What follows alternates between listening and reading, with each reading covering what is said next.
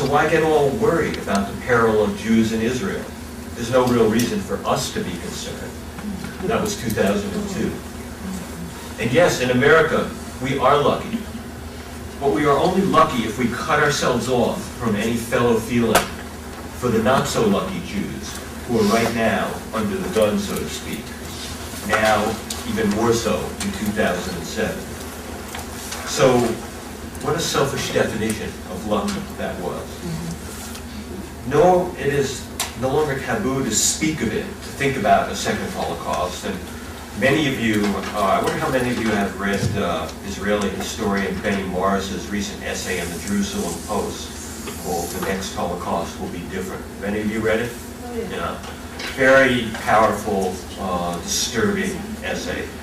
Not all will agree with him, but it is no longer sacrilegious, let us say, to envision in detail a way it will happen, which is both terrible testimony to the state of things, yet in some ways, I think, a far more healthy response than what I came to think of as second Holocaust denial, the response of the literary editor of the New Republic and people like Tony Judy.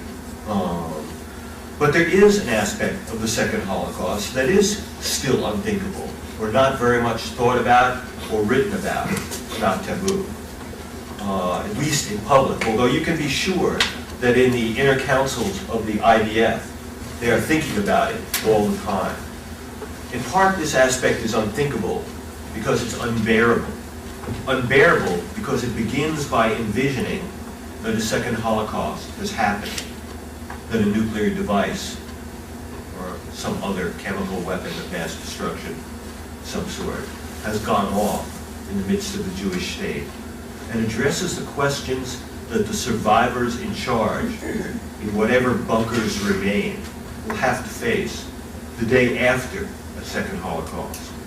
And the day after that, one of those questions being the question of retaliation, its utility and justice.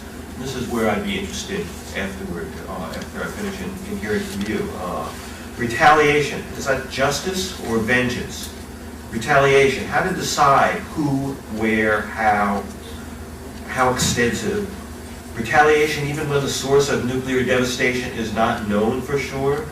The result of a device smuggled in by a shadowy independent terrorist group that bought the bomb from Al-Qaeda, from the A.Q. Khan nuclear supermarket, from North Korea.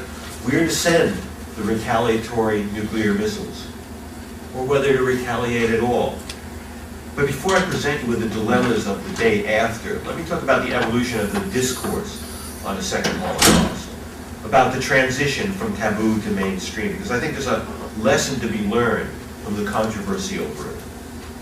My own thinking about this began while writing a book called Explaining Hitler, a cultural history and critique of Hitler explanation, one chapter of which was devoted to an account of a strange afternoon I spent interviewing David Irving, the world's leading Holocaust denier, in his posh London townhouse. A horrible experience, which reinforced my sense that Holocaust deniers were using their meretricious rhetoric as part of a strategy to lay the groundwork for a second Holocaust. Then in May 2002, I published a column in the New York Observer speculating for the first time about the possibility of a second Holocaust, one most likely resulting from nuclear exchange with Iran. The use of the term second Holocaust was in part provoked by my reading a passage in Philip Roth's novel, Operation Shylock. Any of you read that?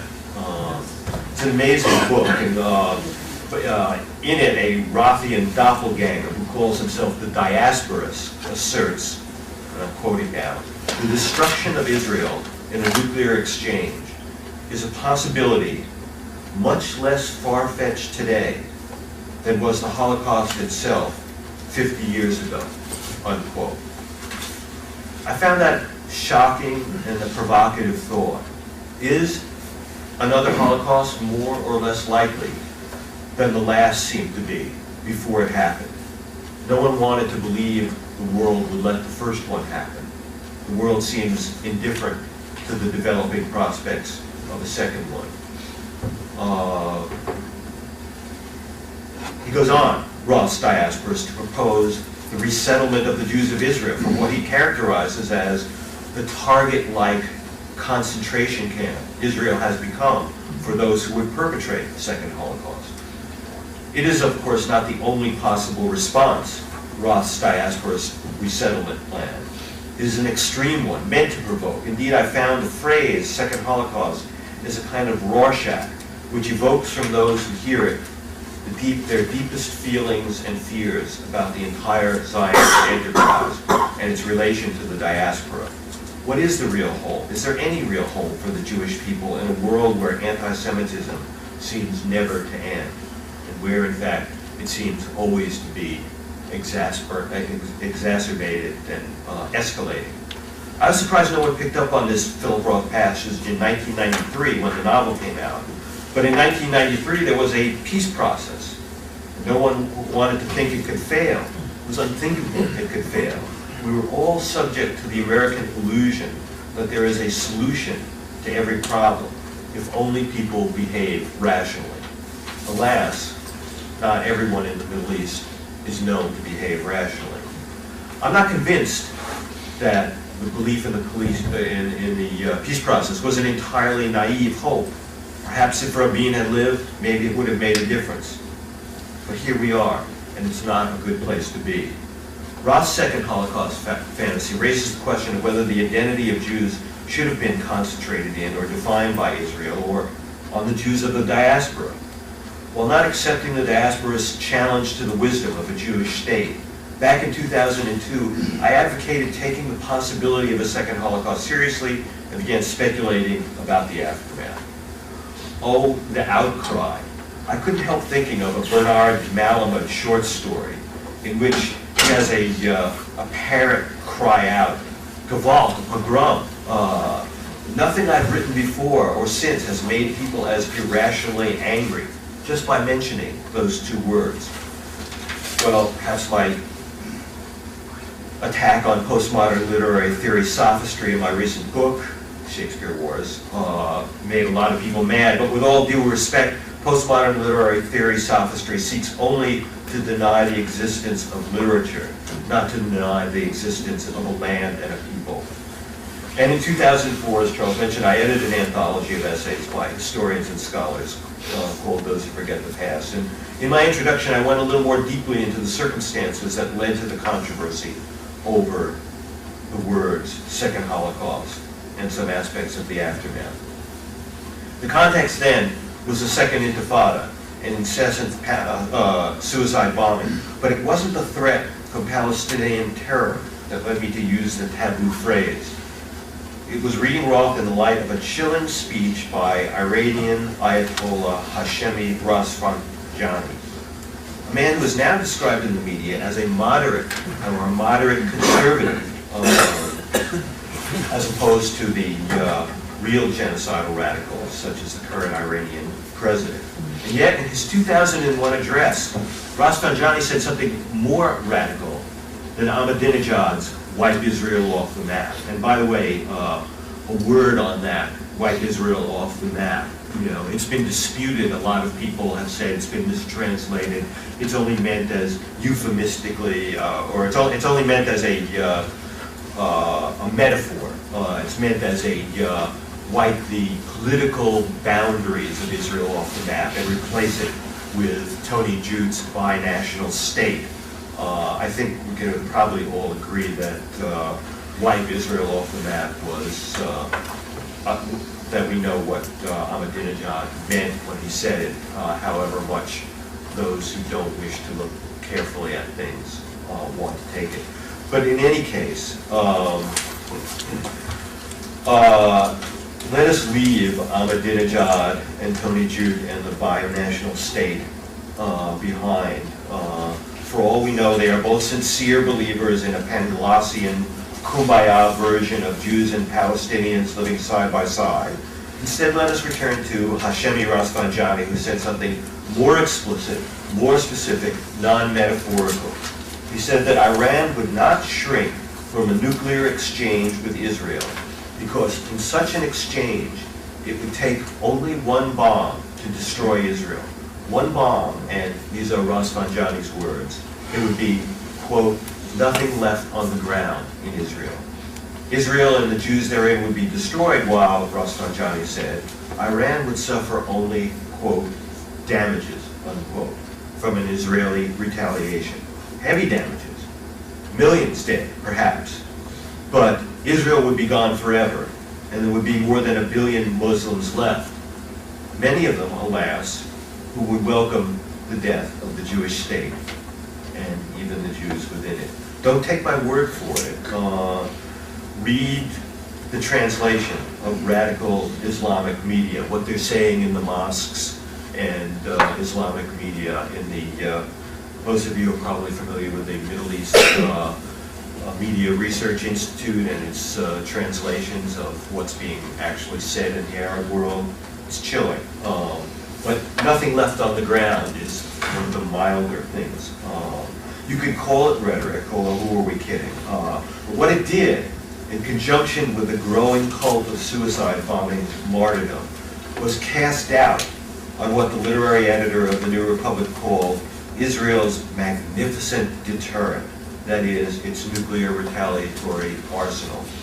If a state or a terrorist group was willing to suffer the death or martyrdom of massive retaliation from Israel in order to destroy Israel, then Israel in effect no longer had a deterrent. Or rather, Israel would have to reconsider, reconfigure, or vastly expand its retaliatory threat, with still no guarantee that it would be sufficient. There was another factor which cast doubt on Israel's nuclear deterrent: non-state terrorism. Terrorism without a return address. A dirty nuclear bomb, chemical weapon, any kind of bomb smuggled into Israel by a non-state terrorist front group, content to die in the process. Who do you retaliate against in a case like that? Everyone? Anyone? What do you do? And so a second Holocaust cannot be deterred with the degree of confidence that Cold War deterrence offered America. Not that that was an extremely high confidence factor, and I think we escaped luckily with our lives. Deterring those who seek suicidal martyrdom is a far more difficult problem. The threat of death is no threat to those who want to die, who want to be martyrs.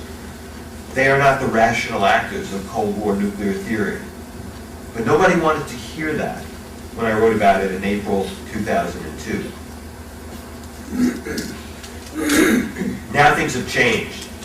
The literary editor of the New Republic recently signed a statement explicitly warning, among other things, of the perils of, yes, he used the words, the statement used the words, a second Holocaust. Those precise 2 words. Was this a sudden attack of ethnic panic on his part, or a belated recognition of reality? Of course, his was not the only evasion of the question. At the time, I found the modes of evasion, of second Holocaust denial, you might call it, to be interesting and instructive about Jewish willingness to face reality. There was what I came to call evasion by geographic displacement. Distinguished NYU professor Tony Judt, he of the brilliant plan for a binational state, for instance. Look how well binational state is working out in Iraq. When I appeared on a panel with Tony Judt on the Charlie Rose Show to discuss the question, he misrepresented the problem by declaring fiercely that the thought of a second Holocaust in Europe was nonsense. For a scholar to engage in such shamefully disingenuous discourse is, alas, not uncommon, but particularly repellent coming from that quarter, since Professor Judt was soon to disclose his own plan for wiping Israel off the map, his binational state. And since he has subsequently called the state of Israel an anachronism. And then there was the not very bright New York Times columnist who was so confused or fearful, he wrote that I was talking about a second Holocaust in America. And then when I called him up to complain about this, he said, well, even if there were a Holocaust via nuclear weapon in Israel, it wouldn't really be a Holocaust, because a Holocaust involved rounding up people. And the nuclear weapon wouldn't, it would kill as many Jews, but it wouldn't have the rounding up. So this was his way of avoiding the question. It was as if these three grown men were so overwhelmed by a childish fear, dare I say panic, at facing the possibility, they had to deploy their own versions of denial, displace it to somewhere else, to Europe, to America, to cloud cuckoo land. They didn't have to fear it that way. This was second Holocaust denial.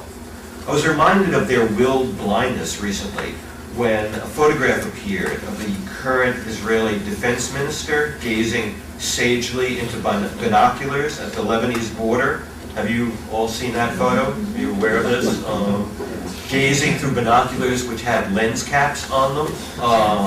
I think a similar process, alas, has gone on with facing the reality of what the Jewish state is threatened with.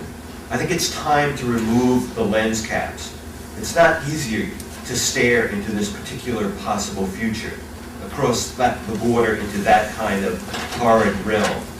It's not a pretty sight, but I wonder if we can afford not to look. Iran will soon have nuclear weapons. Pakistan already does, and Pakistan is probably one bullet away from becoming a nuclear-armed al-Qaeda state. North Korea will soon have them for sale. Loose nukes from the former Soviet Union are already on the market. Read the new edition of Graham Allison's Nuclear Terrorism. Read it and weep. Increasingly in mosques and media throughout the Middle East, thanks to the tireless translators of memory, we know that a certain strain of radical Islam preaches as a religious duty the extirpation of the Jewish state, and some, as in the Hamas Charter, the extermination of the Jews. There are 1.5 billion Muslims in the world, 5 or 6 million Jews in Israel. What do you think the odds are that Israel will not be wiped off the map, pushed into the sea, however one expresses it, in the next half century? But you're not allowed to say that. Already, psychological terror is causing many in Israel to leave. And can you imagine living in a state where you and your children are constantly threatened, no longer not just by suicide bombs, but by, you know, a repellent madman who constantly makes threats of nuclear terrorism. Alas, we are imprisoned by the American dogma of optimism. All problems must and will have a solution. But maybe this one won't. I think we have to face that possibility. Here's how Benny Morris, the Israeli historian, described it in a piece in the Jerusalem Post. And it was no coincidence, I think, that he published this piece shortly after the Iranian Holocaust Deniers conference. There's a connection between Holocaust deniers' rhetoric and the idea of a second Holocaust, which I will get to in a moment. But first, let's listen to Benny Morris. He said, "The second Holocaust will not be like the first. The Nazis, of course, industrialized mass murder, but still the perpetrators had one-on-one contact with the victims. They may have dehumanized them over months and years of appalling debasement before the actual killing, but still they were in eye-to-eye, eye-and-ear contact, sometimes in tactile contact with their victims.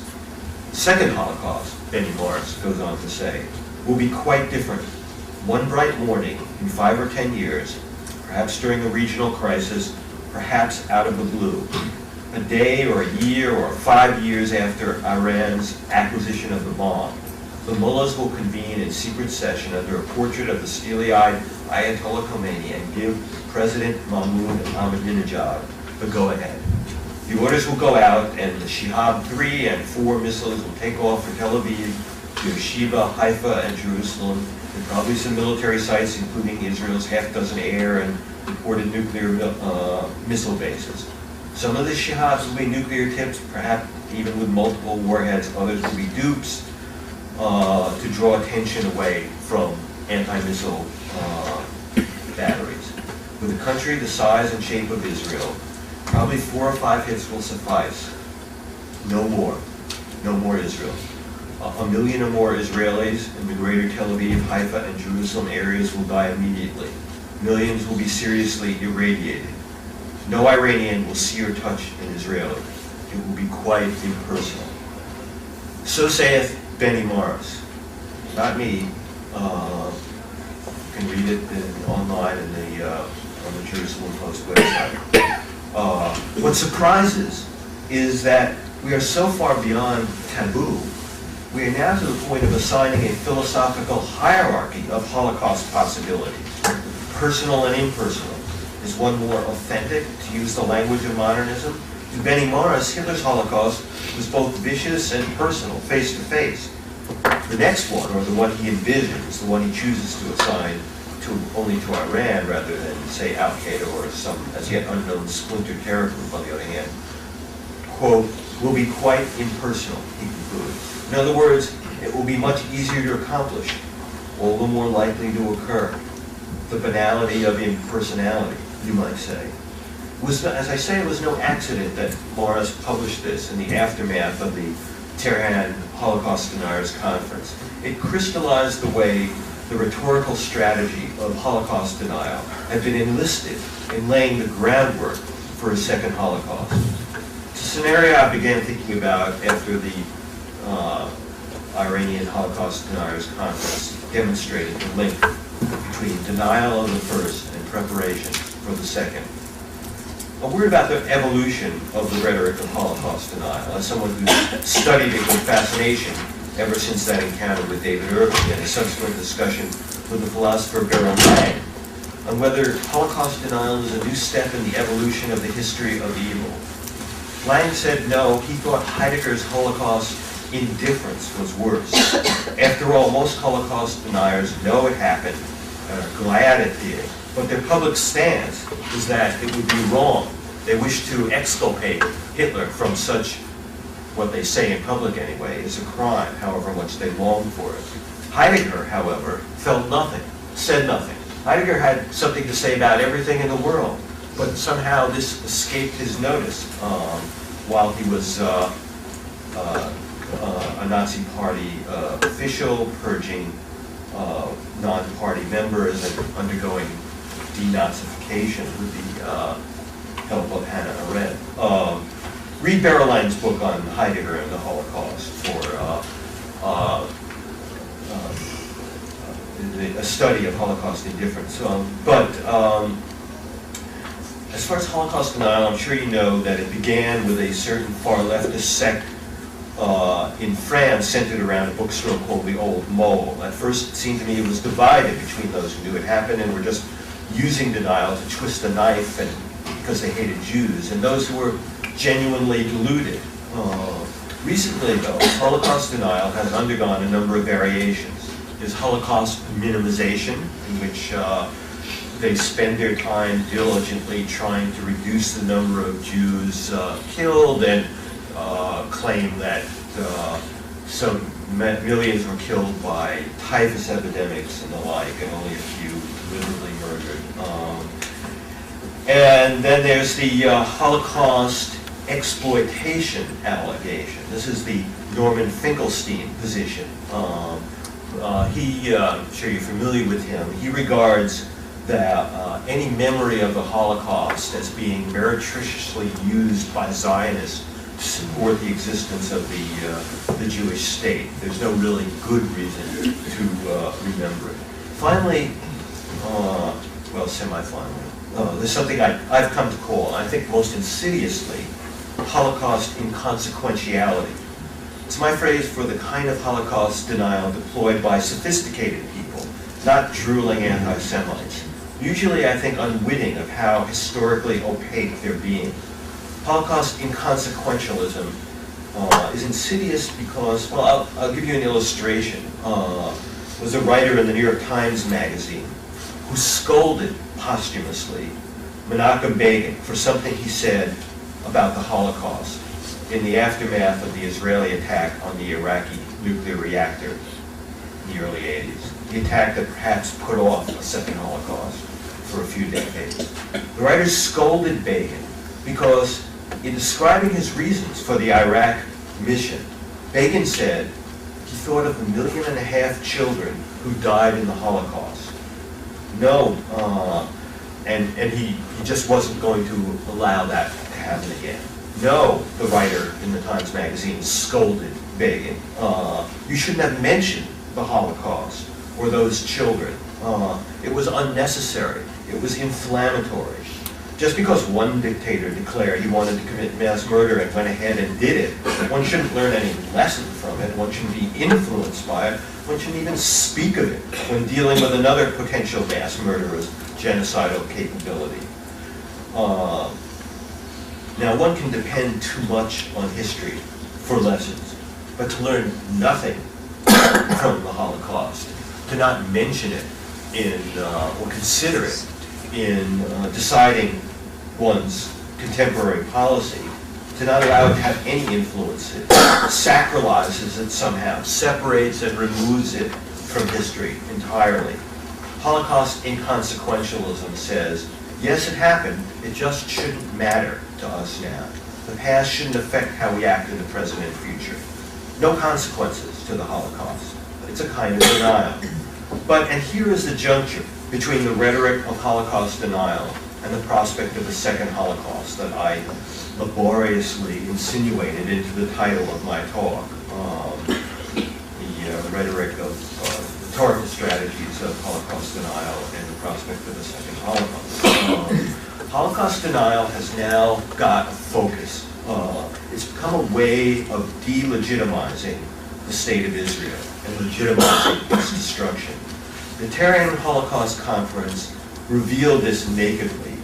It illustrated how the various strains of Holocaust denial have merged into a single-minded purpose, to make it seem that the Jewish state was founded on a lie, that the Holocaust was fabricated to guilt-trip the West into giving the Jews lands that, of course, they never lived on before, belonged to the Arabs, perpetrated the idea that the only reason the Jewish state came into being was essentially a Jewish trick, the fake Holocaust. And therefore, the undoing of the Jewish state would be, in itself, no tragedy, but rather, perhaps, even some kind of justice. Now, I don't need to tell you how fraudulent this rhetoric is, but the point is that Holocaust denial now has a focused target. It's not just a way of twisting the knives and allowing anti-Semites to make Jews suffer once again.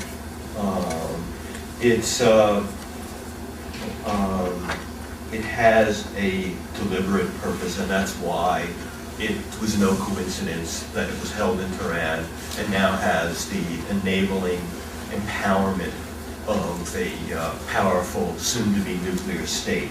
But why its persistence, Holocaust denial, and its appeal?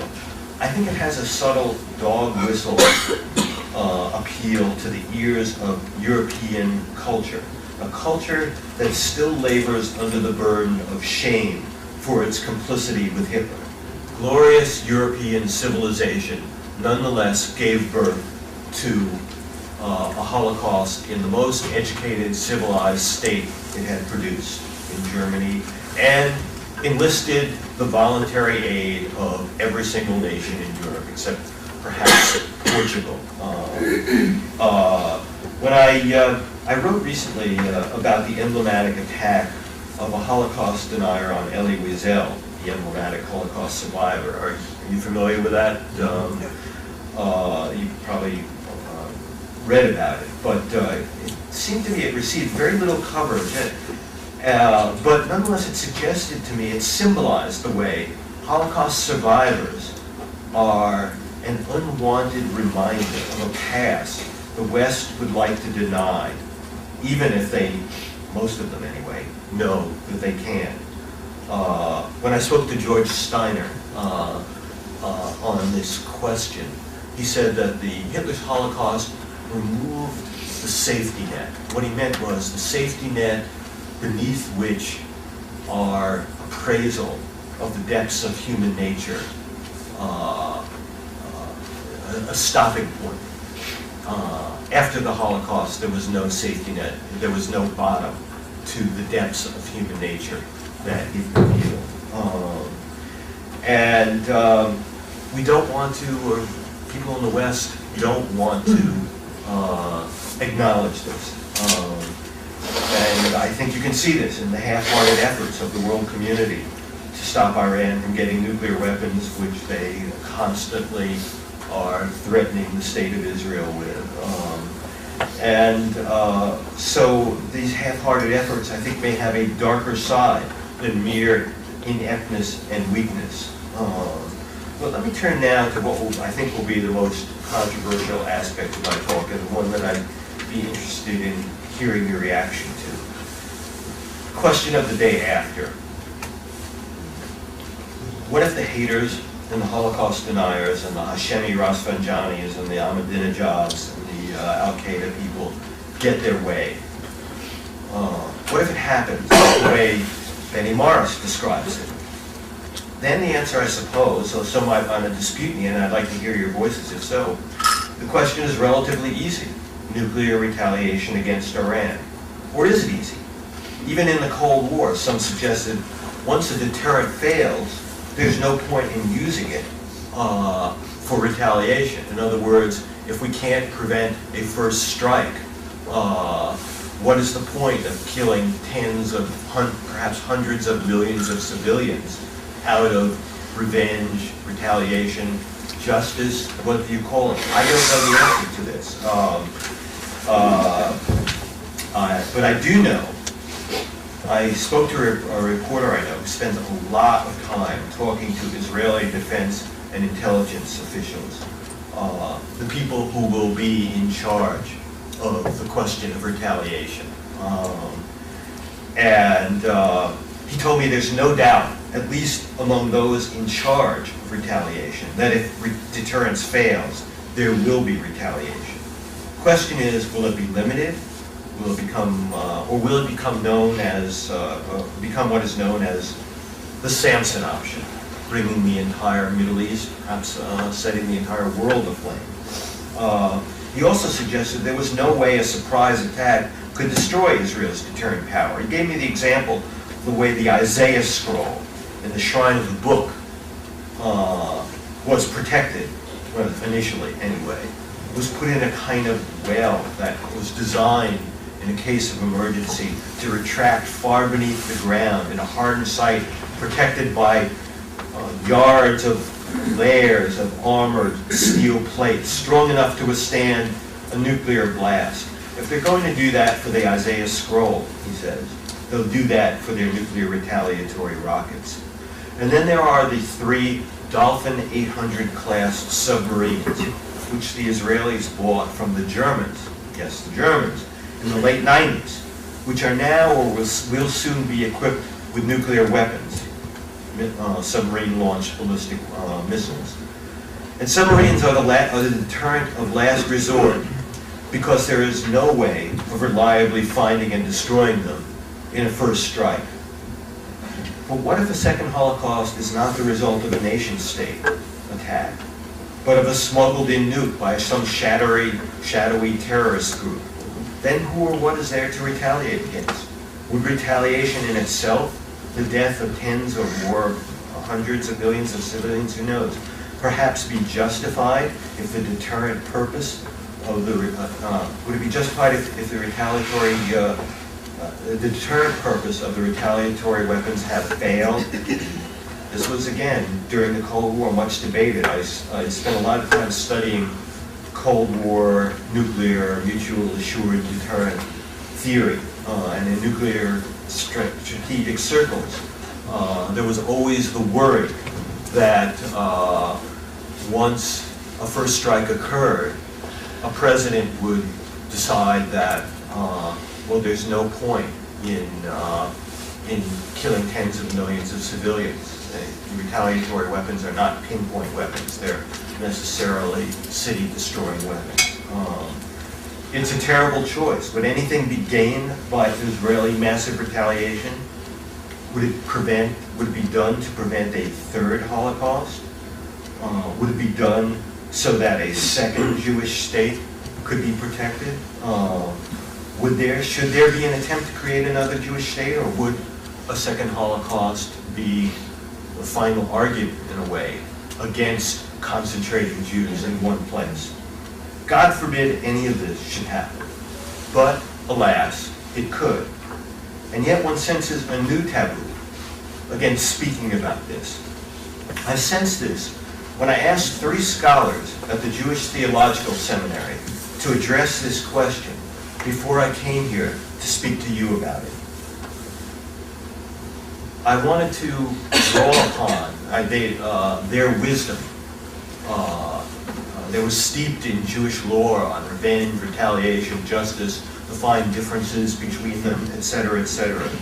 I asked them by email, what if they were commanders of one of the Israeli retaliatory submarines with the power that submarines have because of the difficulties of post-war underseas communication to decide whether to launch or not to launch retaliation? Would they use their weapons in the event of a second Holocaust? What did Jewish wisdom and morality say? I've been directed to them by someone who said they were experts on the Jewish literature and commentary on questions of revenge and retaliation. You might recognize their names. I promise not to use them. But none of them wanted to touch the question. One of them actually wrote to me in an email that in asking this question, I was actually asking something that was indeed something new under the sun. Those were his words. Something new under the sun. In other words, he was saying nothing in the Jewish past, nothing in Jewish wisdom could cast light on such a horrible decision. Something new under the sun. That's why I was gratified by the invitation to this seminar, so I could ask you about this question, about the day after, about this something new under the sun, about the question of retaliation. I feel it has to be discussed. I mean, I hate to ruin your day by asking you to. I hate to discuss this subject at all, but it seems to me that there's a lack of discussion, that the lens caps are on the binoculars. And so I will be grateful to hear whatever you have to say about this, and thank you for listening to me.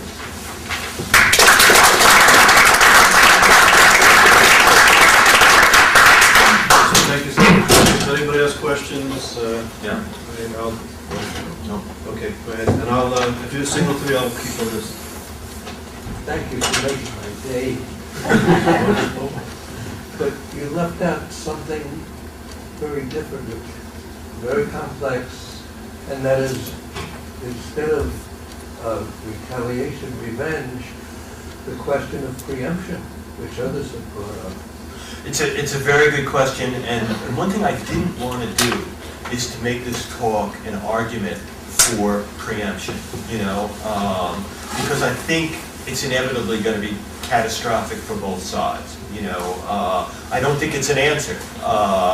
It may put off perhaps Iranian nuclear development for some years, but it may accelerate the desire for other non-state terrorists to use nuclear weapons on Israel. I'm not sure what the calculus is, but I feel that maybe I'm wrong. Tell me I'm wrong. But I just feel that obviously, if there's a warning that in 24 hours, Iran is going to launch nuclear weapons. Okay, preempt. But do you preempt now? Do you preempt when they know they have nuclear weapons? Do you stop it? Do you cause hundreds of thousands, perhaps millions of casualties by doing so? I don't know. I mean, you've asked a really important question, and I wish I had a good answer for it. I just resisted. I wish I had one too. Yeah. Actually, I would like to ask a question. Yeah. You mentioned, and this is sort of taking a small section of what you outlined, that some weapons can be smuggled into Israel. The type of weapons that could be smuggled in, can it really create a Holocaust, or could it really wipe out huge amounts of the population, or could it just in quotations, is it just a crazy question in a way, but can it just cause, say, massive damage, but not a Holocaust as such? Well, I think there are a range of things that such weapons can do. You read Graham Allison's Nuclear Terrorism.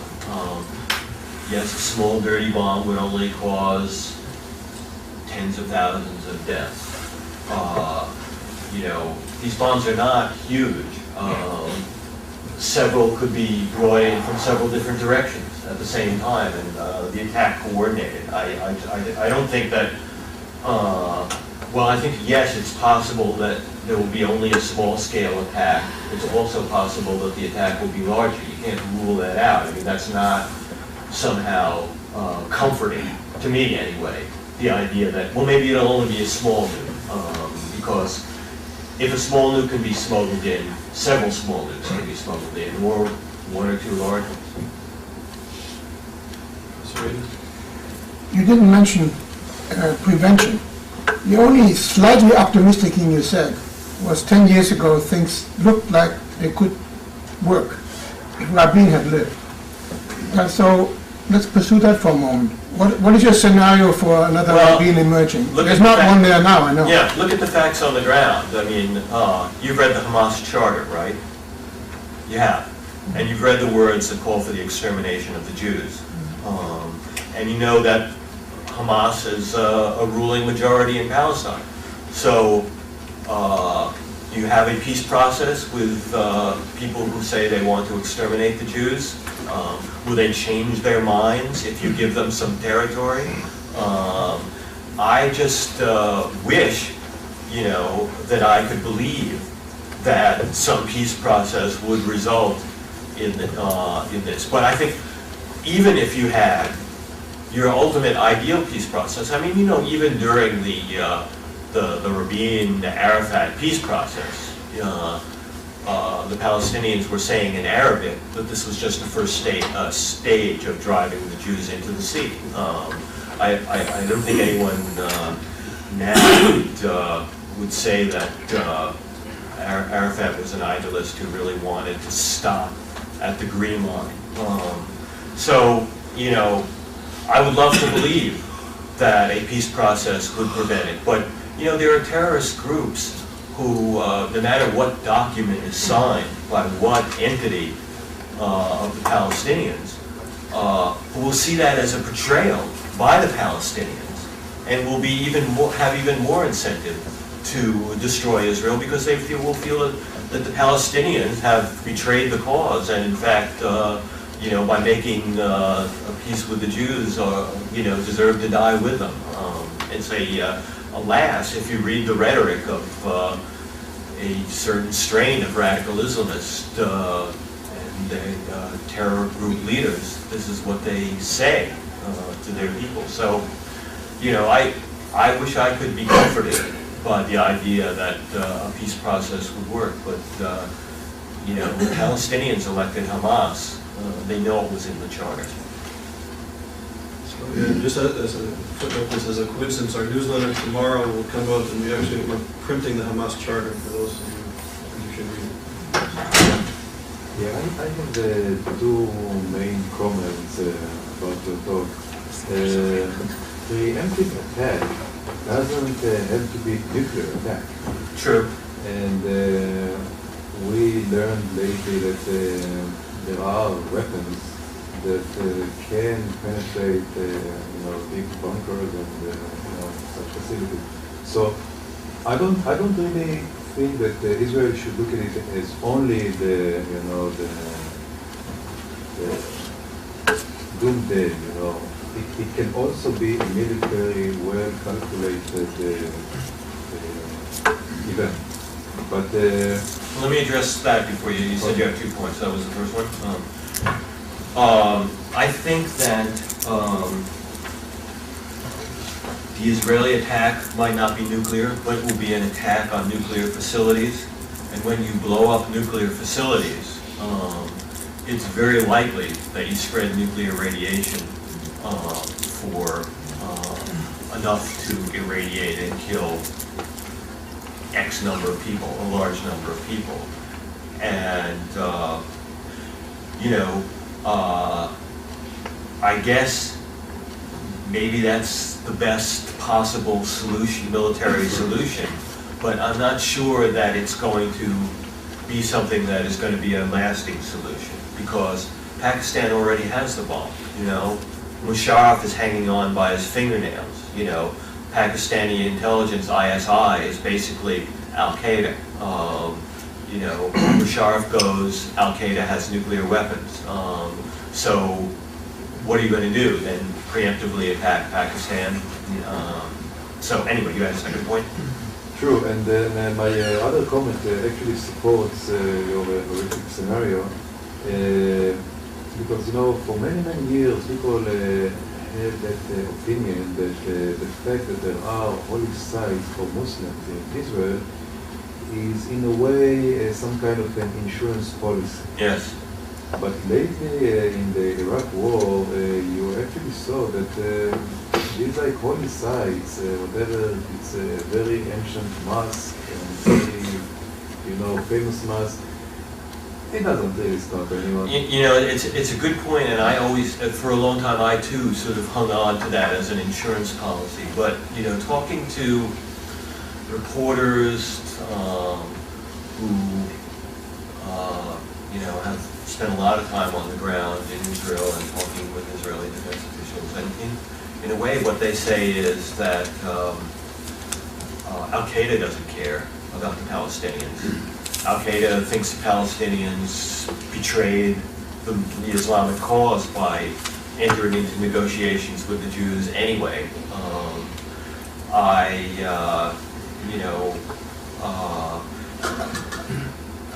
One terror scenario would be for some terror group to say, we have a bomb in Tel Aviv, you Israeli Arabs have 2 weeks to leave the country. What's going to happen then? And maybe it's a bluff, maybe it's real. I don't think they even care about it. I tend to agree. It's hard to believe, but it's maybe even more pessimistic than me. Realistic. Michael? Professor Yes. About your question of the day after scenario, you seem to be looking at it in terms of response to the action that has occurred.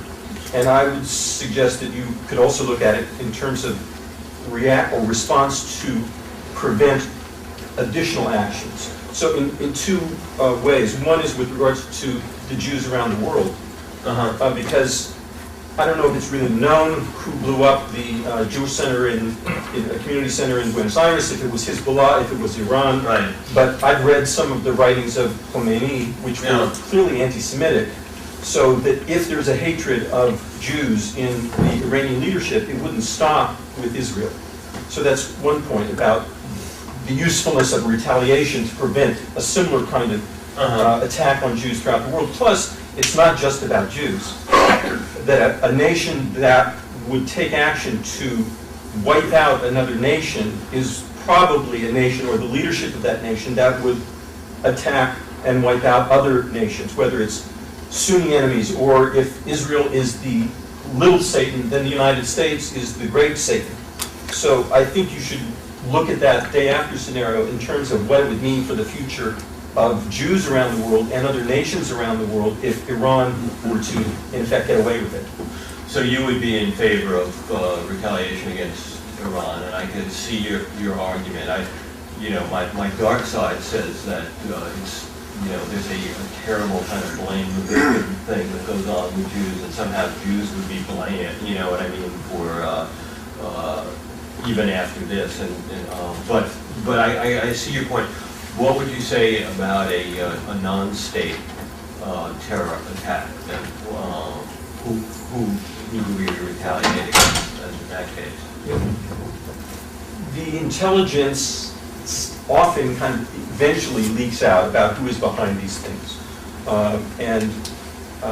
So I don't know that a retaliation would have to occur immediately, but if it did eventually come out, that it could be traced back to a particular player. I mean, I think that's an interesting question. The retaliation does not have to be immediate. It is something that could be held over the heads of the world, or one thinks that Israeli intelligence or in some way has communicated to the Arab capitals that it doesn't matter to us whether it's non-state. If you permit a nuclear attack on Israel by non-state, we will assume it came from you. I mean, that's perhaps one way of bolstering deterrence, but I think you make an interesting point. Essay? Yeah, I have a question about your assumption that Rafsanjani is one of the mullahs who has an ironclad control over the society in Iran. I was a dean in Iran for 4 years in the late 70s, just before Khomeini arrived. And so I was familiar in a marginal way with false mullahs, illiterate mullahs, as opposed to well-educated mullahs. And so my question is, when you say a round table of mullahs can make the decision to go ahead and strike That was Israel. Benny Morris. I was quoting. But what is your feeling about that option? You know, my feeling is that if the survival of Israel depends on our hope that the nice mullahs will prevail over the not-so-nice mullahs, it's not a very powerful confidence-building feeling that, in fact, I think the development of suicide martyrdom, the ideology of suicide martyrdom, does change deterrence. Even if Rafsanjani is not ruling right now, the statement he made calls into question the certainty of deterrence, because in effect it says there are at least some people in Iran who would be willing to sacrifice X number of people in Iran to destroy Israel on behalf of the Muslim world. They would be martyrs, they would go to heaven, et cetera, et cetera. So I think you're absolutely right that, you know, Rafsanjani is not the only mullah, and that the people who think like him are not the only ones who are in charge. But certainly a significant faction thinks that way.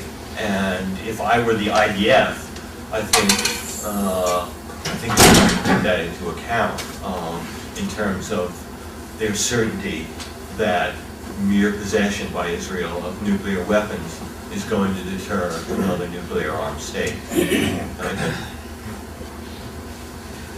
Yes, I look around the room, and I'd like you to comment. What do you think of the fact that the average age in this room is at least 65? Oh, you all look very young to me. I don't know. What do you think? Well, I think that the Jews, the bulk of the Jews in this community don't care about this problem. They're not here. It's a chilling statement. Everyone think that's true? I mean, look, yeah, I guess if you're younger, Spring break next week. Yeah. I guess if you're younger. What do you think about it? I suppose I think there is a kind of willed blindness to this. We're the luckiest Jews in history. Says the editor of the New Republic, the narrator of the New Republic. And if one is happily raising a family in America, it's a bummer having to think of those Jews in Israel and their plight. We're doing fine. I'm all right, Jack. All that kind of thing. And so I think you make a good point that perhaps it's not something that there is a kind of denial going on.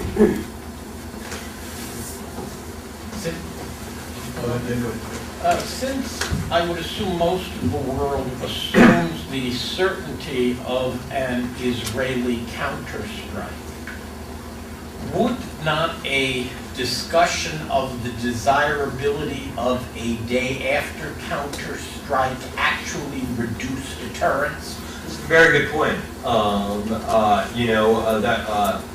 This was, a point that was raised during the Cold War when people questioned mutually assured destruction. And the answer then was, well, maybe it should be more hardwired into it, a Strangelove situation where it didn't depend on a hesitant, trembling finger to press the button, and therefore deterrence would have more credibility, but then you're subject to accident, mistaken signals, et cetera, it could destroy the world by stake. But I agree that it's a factor that's worth considering. On the other hand, it's funny. When I brought this up with my friend, the reporter, was like, he's in and out of Mossad offices all the time. He said, don't worry, no one's they're going to retaliate. You can discuss it all you want. They're going to do it. They're going to take. They've decided we're not going to go quiet at this time. And it's a sort of fundamental principle of their worldview. So I don't know. But the desire to use a Yiddish phrase, beschreini, may not stem from a lack of desire to look at the facts, but from a hard reality of, an appreciation of the realities of the situation. In other words, you're saying, don't discuss the question of retaliation because it will undermine. Yeah. I thought of that, and as I said, I put it to my friend. I said, "Don't worry about that. You're not going to undermine it." So I'm not sure what to say in response to that. I feel like intellectually, I hate to be held responsible for undermining Israeli deterrence. I don't think I will, but that's why I wanted to talk to these people at the Jewish Theological Seminary and find out, what they thought about killing tens of millions of innocent civilians, Yeah, irrespective of what might happen the day after, since it hasn't happened, the official position and the semi-official position and any rumored position has got to be there will be retaliation. Right. From a game theory point of view. Right. And so, so we don't know what they're going to do, but we can be pretty sure that they're going to say they're going to retaliate. I would think. That's right, yeah. So then we shouldn't discuss it? No, I think it's fine. And I think we can even go one step further. If they're going to talk about retaliation, because it's necessary, they perhaps want to fine-tune it a little bit more. Say that again? They want to fine-tune it a little bit more on perhaps not all the details, but that this retaliation, following that same trend, would have to be fairly specific. Right, and I think that's why I think the Rosenbaum statement is important in game theory terms, in that it requires a certain maybe escalation of the retaliatory threat, maybe to include. I mean, I've seen this, and believe me, I don't want to be seen as someone who's advocating this, but I've seen the destruction of Muslim holy places as one additional, not just tit for tat strike back at Tehran, but strike back at places that are dear to them and would make them perhaps think twice. I don't know if that will be efficacious or not. And there seems to be a consensus that the sort of biggest winner of the war in Iraq has been Iran, and that the war has strengthened the worst elements of the mullahs in Iran, in part because it allows them to play more of a nationalist role than they otherwise would have. And without this, there may have been more of a debate in Iran about how pro-Western or anti-Western to be. And first, I'm curious, do you share that view? And second, what does that say to you about the impact of the war in Iraq on the security of Israel? Well, to the first question, I'm not as well versed in Iranian politics and its fine-grained detail to know which faction has been strengthened. I would say, in some ways, Iran as a whole has certainly been strengthened.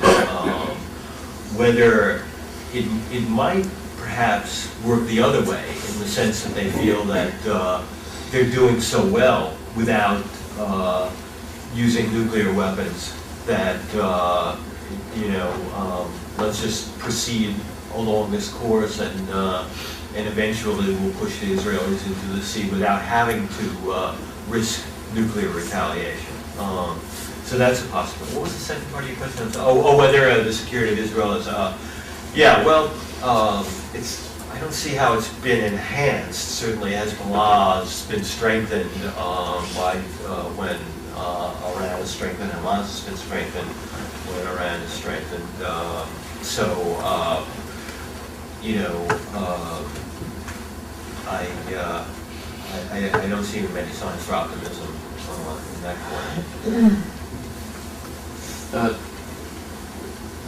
Do you see, or perhaps better, how do you see the state of Israel as part of the redemption of the Jewish people? You know, it's interesting. It's a really good question, and I grew up a non-observant Jew. People ask me about this. I say, well, my parents weren't observant, so I'm honoring my father and mother. It's an easy way out, I know. But and I was not, a Zionist particularly.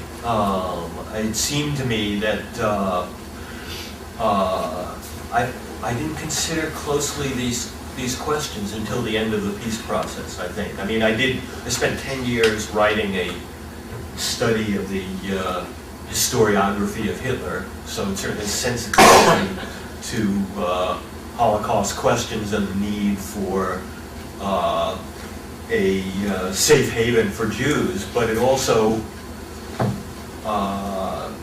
rereading Roth's Operation Shylock in the light of the Second Intifada and the end of the peace process made me question again whether or not concentrating Jews in one spot was not the best idea for the redemption of the Jews or the saving of the Jews, but made it easier for the enemies of the Jews to finish the job.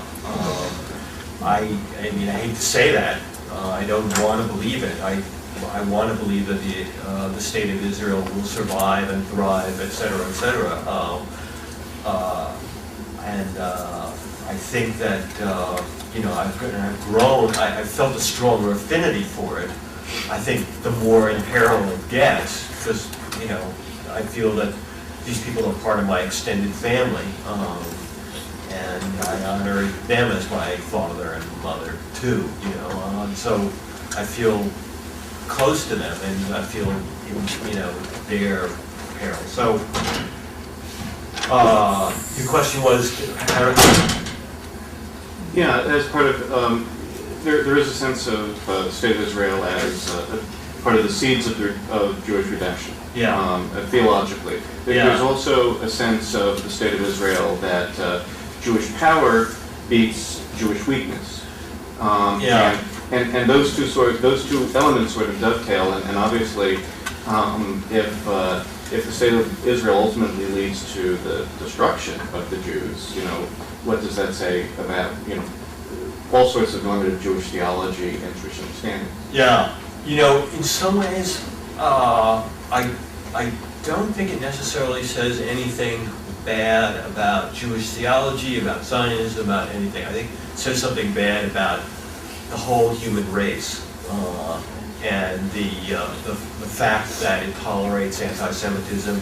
It stood by while the Holocaust took place. It's not doing much to prevent a second Holocaust, and so I think the Jews are doing the best they can, and Jewish power and Jewish redemption in Israel, in some ways are beautiful. But there's a downside to it that we're seeing as well, and so I just don't know how to judge it. I wish I did. The question raised by the gentleman over here about the age in the room, I think it leads to something though. I mean, so many of us growing up encountered some kind of anti-Semitism, whether it was on the streets, trying to get into schools, get jobs, etc. Along the way, the death camps opened, and we found out how dramatic that could be.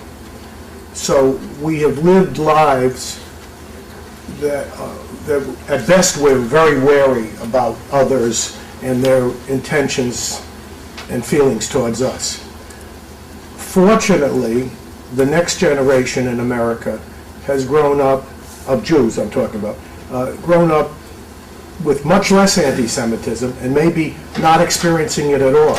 Yes. And so some of them would look at this meeting and say, either we're a bunch of old fuddy-duddies frightened of our shadows, or saying it's beyond belief and we refuse to believe it.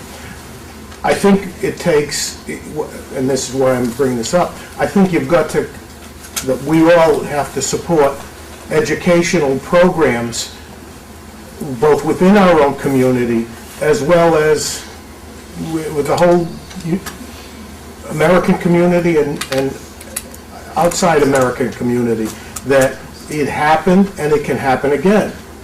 And just saying never again is not going to stop it from happening. Yeah, I know what you mean, because, you know, I grew up, you know, not experiencing really almost any anti-Semitism. And the lead essay in the anthology I edited, Those Who Forget the Past, was by Jonathan Rosen, and he appeared first in the New York Times Magazine. His father was a Holocaust survivor, one of the Kindertransport people from Vienna. And he talked about growing up in living this great American life, and then suddenly after September 11th, reading about how half the world believed that the Jews caused 9/11, et cetera, and the way he felt like, oh no, I don't want to have to live my father's life.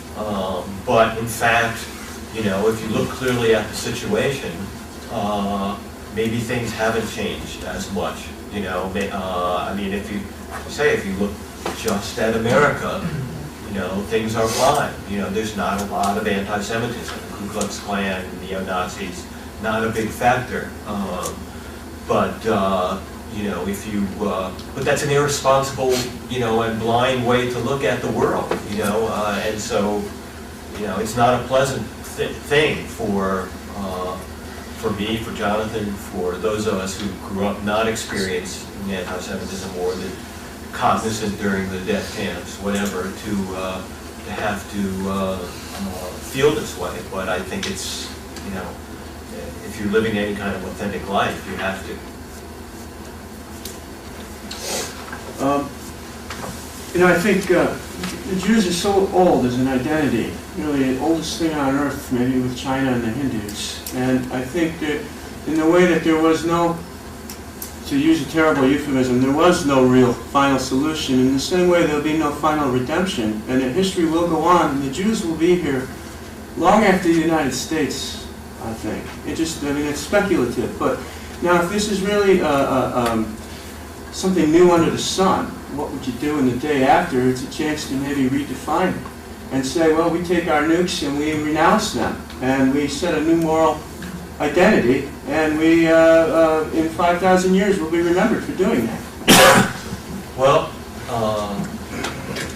you know, I respect you for the courage to say that. You know, I think a lot of people would not want to sacrifice their children to the possibility of being remembered well 5,000 years from now.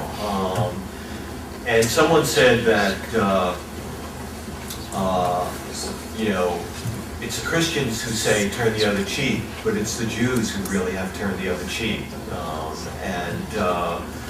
So, you know, I'm glad you brought this up, because it is a possibility. What you know, to renounce retaliation. It's a kind of alien to me, I mean, you know, I'm at a moment where I just really don't know what the right thing to do is. It's absurd, I know. Yeah, just going back to the Middle East, a crazy place where people don't have, you know, such a clean logic, and the history is quite bloody. Regarding nuclear weapons, Israel has a vague policy, as you might know, and many people here are aware of it. In other words, we have a nuclear reactor, but we never said that we have nuclear ability. And, you know, playing both sides. And the question is? And the question is, at the moment, there are many nations in the area, Egypt, Saudi Arabia, Syria, that are trying to get their hands on nuclear weapons, either by buying it or making it by themselves. Saudi lately seems like they're trying to get it. Got it, but the question is? Is it not the right time maybe that Israel should change its policy, you know, and maybe this will put things in a different order? Good question, and in fact, you know, there are indications that Israel is changing its policy. You know, Olmert's famous slip of the tongue at the time of the Iranian Holocaust Deniers conference, in which you know, Israel has this, I think the official name of the policy is nuclear ambiguity, but Olmert said, you know, Iran shouldn't get nuclear weapons because Iran is an insane state, while the countries that have nuclear weapons like France, Russia, Israel, the US are sane countries, essentially. And then there was a big fuss because it seemed like he was admitting that Israel had nuclear weapons, and the question was this deliberate? And I think it was, actually. I think it was his way of saying to Iran, you know, stop. You know, if you want to threaten us with nuclear weapons, let's just drop the charade, or anyway, drop one curtain of ambiguity. And make it clear, I think he was speaking not to the Iranian leadership, but to the Iranian people, and saying, your leadership is putting you at risk of nuclear attack by Israel. And so, you know, I mean, I think it was an important development. Just final two questions. First one. I would like to introduce Europe into this scenario, and I wanted to respond to you saying that Europe was a continent of highly educated people. I take issue with that, because to me education includes ethics. And I think Europeans were educated in the sense that they educated classes in Latin and Greek, but I don't think they really were educated in an ethical sense. And as far as Germany is concerned, I think they were highly trained. Well, I think you're absolutely right. I couldn't disagree with you. I mean, I was taking, you know, okay, civilization in quotes. Right. I would like to add that nothing much has changed. That in Germany right now, the perception of Israel is negative in 77% of the population. 20% have a negative perception of all Jews worldwide, and that Germany also is the largest trading partner of Iran, including military hires. I couldn't disagree with you.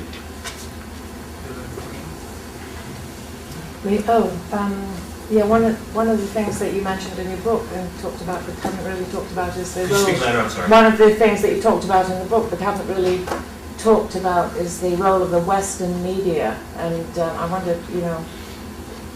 Yes, I think, alas, the Western media has played a shameful role in the process of delegitimizing the state of Israel through propagating lies like the so-called massacre at Jenin, where words like Auschwitz, comparisons of Israelis to Nazis were thrown around, mass murder when this was totally untrue, proven to be untrue, and yet you still see references to that, and the moral equivalence between it's shocking sometimes when you will see. I mean, I know a writer I know is Jewish. You know, I mean, I'm a liberal. He's a liberal. You know, I see him write how the number of civilians killed by Israelis equals or is greater than the number of civilians killed by Palestinians. It's as if the Israelis go out hunting and seeking to kill innocent civilians, when the Palestinians actually do that with suicide bombs. They blow them up in cafes and where families are celebrating Passover, et cetera, et cetera. Civilians, Palestinian civilians killed by Israelis are not killed deliberately because they are Palestinians. There are Palestinians killed, but often because they're sheltering terrorists, they're in the way of attempts to dislodge terrorists, and the IDF uses every means, including self-destructive means, to avoid doing that. And yet, the media reports it as if it were the same thing. It's quite maddening. So we're going to end here, but I just wanted to thank you. But I want to say I think it's a very sober seminar that you presented us with. But I think whether we agree or disagree, I think you raised issues that we need to think about very clearly. And even though we may not be experts on nuclear deterrence and the nuclear threat, I think these are things that we should explore in the face of a very tangible genocidal anti-Semitism, which is, I argue, and so I'm doing a social movement that's very serious and very real. And I think that we really need to begin to educate ourselves on what's happening in certain parts of the world. In our newsletter, the Hamas Covenant will be featured, and I think we need to really begin to read about and become aware of what's going on. And I think we need to be ubiquitous for us to do this. Thank you. Thank you.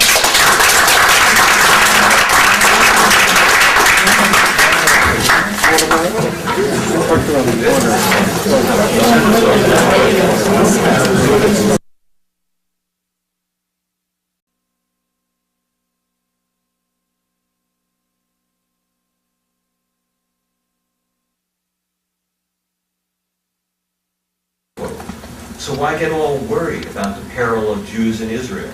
There's no real reason for us to be concerned. That was 2002. And yes, in America, we are lucky. But we are only lucky if we cut ourselves off from any fellow feeling for the not-so-lucky Jews who are right now under the gun, so to speak. Now, even more so in 2007. So, what a selfish definition of luck that was. No, it is no longer taboo to speak of it, to think about a second Holocaust. And many of you, I wonder how many of you have read Israeli historian Benny Morris's recent essay in the Jerusalem Post called "The Next Holocaust Will Be Different." Have any of you read it? Oh, yeah. Yeah. Very powerful, disturbing essay. Not all will agree with him, but it is no longer sacrilegious, let us say, to envision in detail a way it will happen, which is both terrible testimony to the state of things, yet in some ways, I think, a far more healthy response than what I came to think of as second Holocaust denial, the response of the literary editor of the New Republic and people like Tony Judt. But there is an aspect of the second Holocaust that is still unthinkable, or not very much thought about or written about, not taboo, at least in public, although you can be sure that in the inner councils of the IDF, they are thinking about it all the time. In part, this aspect is unthinkable because it's unbearable. Unbearable because it begins by envisioning that a second Holocaust has happened, that a nuclear device or some other chemical weapon of mass destruction, some sort, has gone off in the midst of the Jewish state, and addresses the questions that the survivors in charge, in whatever bunkers remain, will have to face the day after a second Holocaust. And the day after that, one of those questions being the question of Iran would not shrink from a nuclear exchange with Israel, because in such an exchange, it would take only one bomb to destroy Israel. One bomb, and these are Rafsanjani's words, it would be, quote, nothing left on the ground in Israel. Israel and the Jews therein would be destroyed, while, Rafsanjani said, Iran would suffer only, quote, damages, unquote, from an Israeli retaliation. Heavy damages. Millions dead, perhaps. But Israel would be gone forever, and there would be more than 1 billion Muslims left. Many of them, alas, who would welcome the death of the Jewish state, and even the Jews within it. Don't take my word for it. Read the translation of radical Islamic media, what they're saying in the mosques and Islamic media in the, most of you are probably familiar with the Middle East Media Research Institute and its translations of what's being actually said in the Arab world.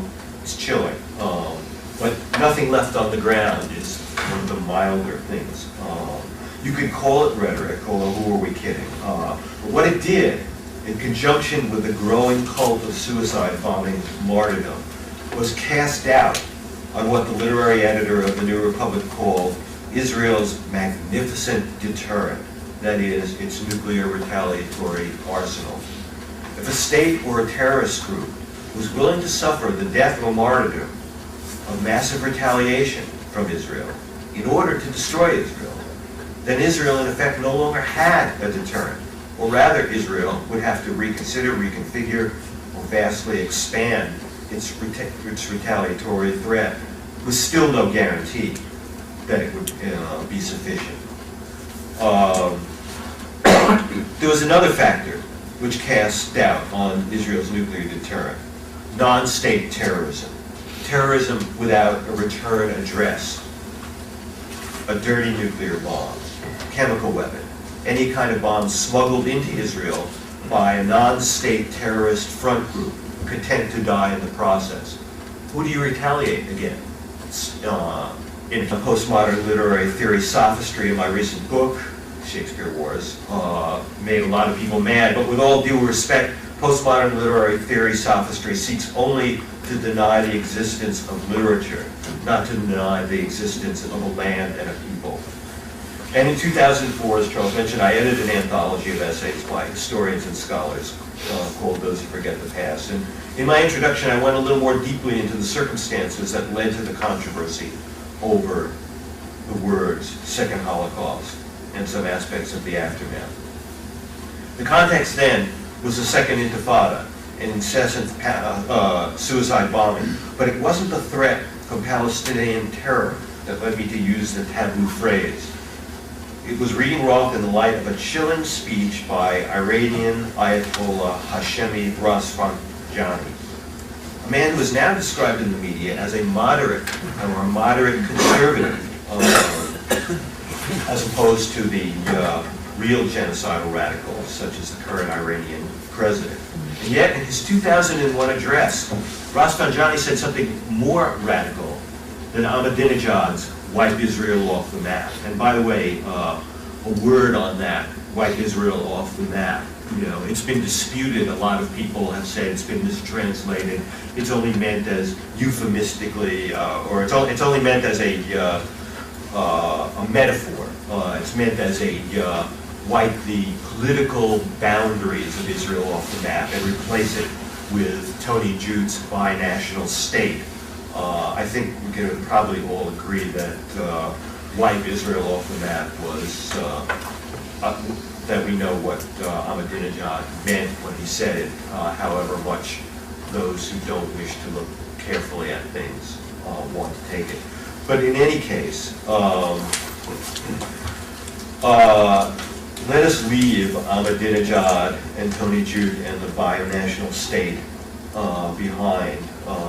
For all we know, they are both sincere believers in a Panglossian kumbaya version of Jews and Palestinians living side by side. Instead, let us return to Hashemi Rafsanjani, who said something more explicit, more specific, non-metaphorical. He said that retaliation, its utility and justice. This is where I'd be interested afterward, after I finish in hearing from you. Retaliation, is that justice or vengeance? Retaliation, how to decide who, where, how extensive. Retaliation, even when the source of nuclear devastation is not known for sure, the result of a device smuggled in by a shadowy independent terrorist group that bought the bomb from Al-Qaeda, from the A.Q. Khan nuclear supermarket, from North Korea. Where to send the retaliatory nuclear missiles? or whether to retaliate at all. But before I present you with the dilemmas of the day after, let me talk about the evolution of the discourse on the Second Holocaust, about the transition from taboo to mainstream, because I think there's a lesson to be learned from the controversy over it. My own thinking about this began while writing a book called Explaining Hitler, a cultural history and critique of Hitler explanation, one chapter of which was devoted to an account of a strange afternoon I spent interviewing David Irving, the world's leading Holocaust denier, in his posh London townhouse. A horrible experience, which reinforced my sense that Holocaust deniers were using their meretricious rhetoric as part of a strategy to lay the groundwork for a second Holocaust. Then in May 2002, I published a column in the New York Observer speculating for the first time about the possibility of a second Holocaust, one most likely resulting from nuclear exchange with Iran. The use of the term second Holocaust was in part provoked by my reading a passage in Philip Roth's novel, Operation Shylock. Any of you read that? It's an amazing book, and in it, a Rothian doppelganger who calls himself the Diasporist asserts, and I'm quoting now, the destruction of Israel in a nuclear exchange is a possibility much less far-fetched today than was the Holocaust itself 50 years ago, unquote. I found that shocking and a provocative thought. Is another Holocaust more or less likely than the last seemed to be before it happened? No one wanted to believe the world would let the first one happen. The world seems indifferent to the developing prospects of a second one. He goes on, Roth's diasporist, to propose the resettlement of the Jews of Israel from what he characterizes as the target-like concentration camp Israel has become for those who would perpetrate the second Holocaust. It is, of course, not the only possible response to Roth's diasporist resettlement plan. It is an extreme one, meant to provoke. Indeed, I found the phrase second Holocaust is a kind of Rorschach, which evokes from those who hear it their deepest feelings and fears about the entire Zionist enterprise and its relation to the diaspora. What is the real home? Is there any real home for the Jewish people in a world where anti-Semitism seems never to end, and where, in fact, it seems always to be exacerbated and escalating? I was surprised no one picked up on this Philip Roth passage in 1993 when the novel came out. But in 1993, there was a peace process. No one wanted to think it could fail. It was unthinkable it could fail. We were all subject to the American illusion that there is a solution to every problem if only people behave rationally. Alas, not everyone in the Middle East is known to behave rationally. I'm not convinced that the belief in the peace process was an entirely naive hope. Perhaps if Rabin had lived, maybe it would have made a difference. But here we are, and it's not a good place to be. Roth's second Holocaust fantasy raises the question of whether the identity of Jews should have been concentrated in or defined by Israel or on the Jews of the diaspora. While not accepting the diaspora's challenge to the wisdom of a Jewish state, back in 2002, I advocated taking the possibility of a second Holocaust seriously and began speculating about the aftermath. Oh, the outcry. I couldn't help thinking of a Bernard Malamud short story in which he has a parrot cry out, Gewalt, pogrom. Nothing I've written before or since has made people as irrationally angry, just by mentioning those two words. Well, perhaps my attack on